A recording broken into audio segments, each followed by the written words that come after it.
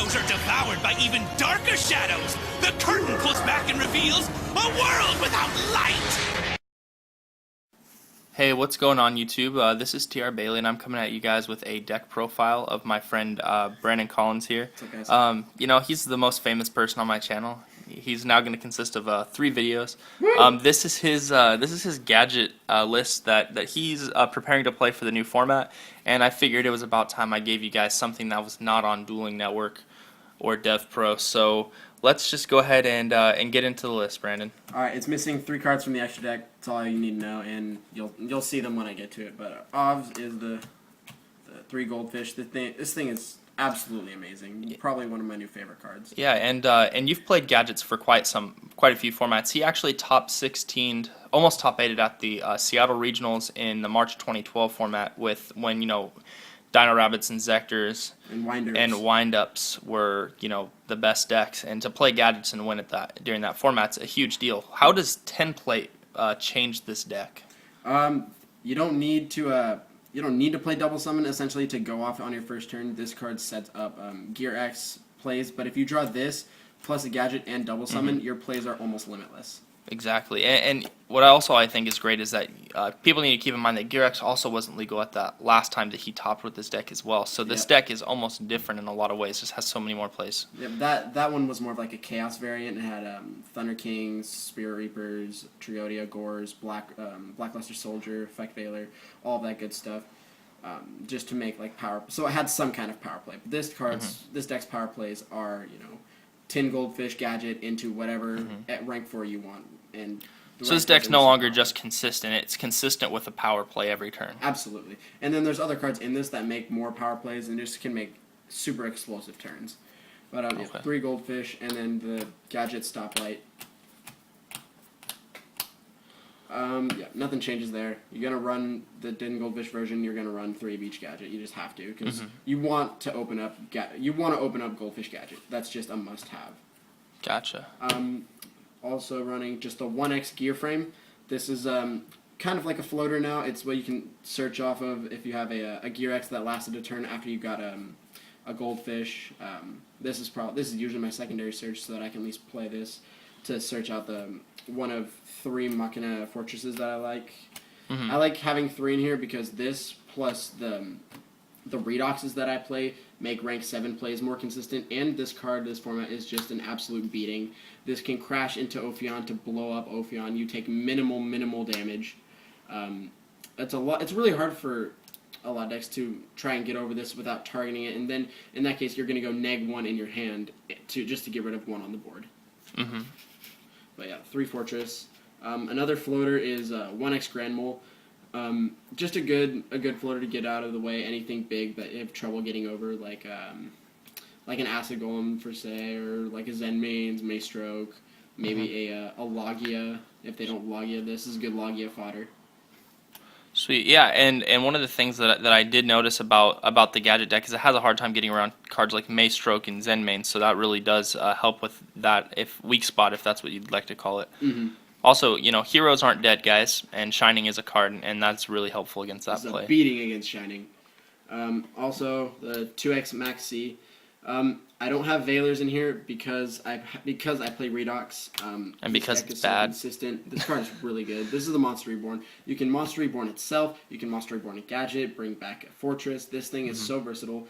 And just about everything in here, minus the goldfishes, are Earth that you can remove. So all of your fodder is going to be in your yard, no matter what. No matter what it's going to be. And as a person that's played against him quite a bit, he's made 1 Draco sack against me out of like 50 games or so. So I mean, this guy is just a reborn. He's basically like playing double summon. It's the same advantage. So that's the monsters. There's 21 of them. That's really heavy. I don't think I've played that many in a gadget list. I think the last time I played it was 16, 17 maybe. You used to play double gadgets back in the day, though. Yeah, 2 gadgets. 2 gear frames, 3 fortresses, and then just a cannon. Other cards. Yeah, cannon. No, cannon didn't exist then. It was Force.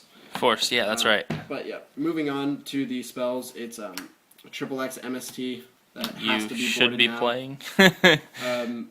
Yeah, you just can't play this now. Also, it's double X double summon. Some people play triple double summon, which I think is really fucking bad. Really bad. It's like playing the Kage to Kage version of this. I think that is so bad. This card is just way too cloggy. It's really good as a 2-of. You don't need to open it for your first turn to be explosive. It helps your first turn be explosive, but you know, Gear X into losing no cards in your hand. You know, going Gear X, 2 cards in the yard, Gear X on board, and having 7 cards or 6 cards in your hand is pretty good first turn. Last game I played him, he did a turn 1 play where he had double summon. He managed to make 2 Gear X's, and that was.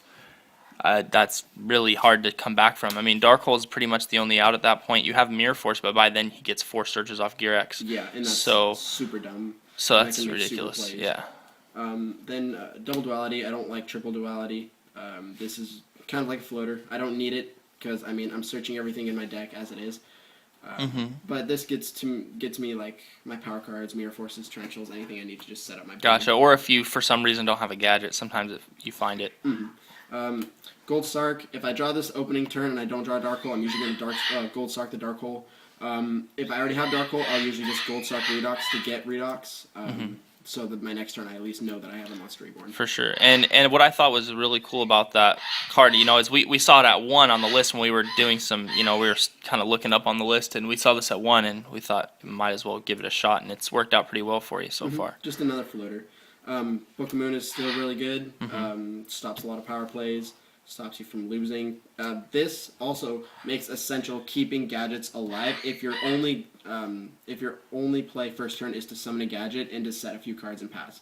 This makes it so that you are almost certainly going to make sure that you're going to get a Gear X search next Beats turn. your beating card, Thunder King. And then Off's Dark Hole. Don't even need to explain that. I hope. Double X Mirror Force. That doesn't need to be explained. I hope. Double Fiendish Chain. These two are, like I said, if you're going first turn, your only play is to make a gadget. This is going to ensure that you're going to make sure you have a Gear X search next turn. It also helps with those pushes for decks like, wind-ups, the mirror match. It's very good in the mirror match. Insectors is a deck, guys. That deck is real. It's not fake or make believe. So Fiendish Chain's definitely a must card in a lot of decks, and why not this one? Yep. Since I'm not playing, Veilers in the main, I might as well keep these in the main. I really do apologize for the loud squawking in the back. But yeah, single Bottomless, single Compulse, single Torrential, single Warning, and single Dust Tornado. Yeah, hopefully I can edit that squawking out of the video. That would be nice. Yep, trap lineup. Main deck's like 41 cards. So I know that a lot of it's the same reason that I play the Dust Tornado in my deck list. But why do you play a Dust Tornado? Because I want to make sure that since I can't clear the back row with Heavy Storm and I lose pretty hardcore to back row, I'm going to be able to clear it to make my pushes. Okay. And it also helps you against like those continuous drop cards like Decree or Skill Drain that you see. Oh god, I hate Skill Drain. Skill Drain is a beating against this deck. Like, I think my only play against Skill Drain is to make a Redox and just sit on it since it's not going anywhere until I draw an MS. And I understand you're gonna probably make room for 1 or 2 copies of Forbidden Lance. Do you have any idea where that's gonna come from yet, or are you just still kind of deciding? I might cut the Mole. And maybe like the Sark or something. A sideboard card. No, I'm liking Sark a lot. Okay. And then I might just cut the Dust Tornado. Okay. But that's about it. All right. Sounds good. All right, let's see the extra deck. The extra deck starts with the Daigusto Emerald. One of the cards that I'm missing is a Laval Chain to complement it. Emerald's good to make sure that you shuffle back your gadgets so that your plays will still be live. Late game, this is a good mini Pot of Avarice since Pot of Avarice is obviously not in the format anymore. And then Laval Chain dumps Redox, dumps Fortress, makes sure that you have plays, or it can stack a Goldfish, and it just makes super good plays. Put Redox in the yard with Laval Chain seems like pretty good solid play. Oh yeah. Fortress too. Yeah. I don't like it unless I have Redox in my hand. Got Pappy, just because... Steals them games. That, and I wouldn't be playing this if Shockmaster was still in format. Oh, and I'm missing 4 cards. Damn, I was totally wrong. So it's 4 cards. That sucks. Utopia, Crazy Box. This is a really good utility card. I know 1 and 6 are really bad, but this is an overall really versatile, really utility-based card, and I think that this is going to see a lot of play in the next few formats. Dweller is good with Goldfish because you never detach Goldfish. It's always a gadget that you detach first because Redox is a card. And he just becomes a 2200 negator. Mermel's is still real. Cowboy because he steals games. Maestro is pretty good. He's a good fodder. And then the two rank 7s are, Big Eye and Draco Sack. I make Draco Sack very, very rarely. I usually utilize the Redox as more of a Monster Reborn. But you'd like to have the option, Yeah, essentially. a Monster Reborn or just a Defender. And yeah, having these out are good options. This if my opponent makes Draco Sack, is super fun because I'll just Big Eye, Draco Sack, steal it myself, pop something on his board. And then Chimera Tech because Karakuris and Gyugias are supposed to be decks this format, and this doesn't hurt. This didn't hurt to have against first turn Draco Sack with the Dragon players, and then one Stardust Dragon. Sure. So, yep. Like I said, all I'm missing is I didn't even say it. It's a Lava Chain, a Diamond Dire, and 2 Gear X's, but those will be here shortly. Okay, and let's just kind of run through the side deck pretty fast. So I know it's not really set in stone yet anyway, so let's just kind of run through some ideas. Yeah, 1 Thunder King and 1 Dyna. So Thunder King's Thunder King, and Dyna's Dyna, and then Banisher is really interesting. This because at least it's a monster that I can make presence on the board since Macro and D-Fissure are gone, and well, they're at 1 with Soul Drain yeah. at 1 too. Yeah, and Dark Worlds might see play, and Insectors will see play. And then other decks like Mermels are still solid as well. So And the Plant Dragon bad deck. 2 Sidras, still good. Droll and Lock is probably going to get cut, but I'll see how it goes. Prophecy is still a deck, and Dark Worlds is going to be a deck. Karma Cut is really good against a lot of decks now. This will hit the Centipedes. This will hit the Rats and the Rabbits. This will hit the Graphas and such. So, really good, versatile card. Can dump Redox with this, or dump any card that I really don't need.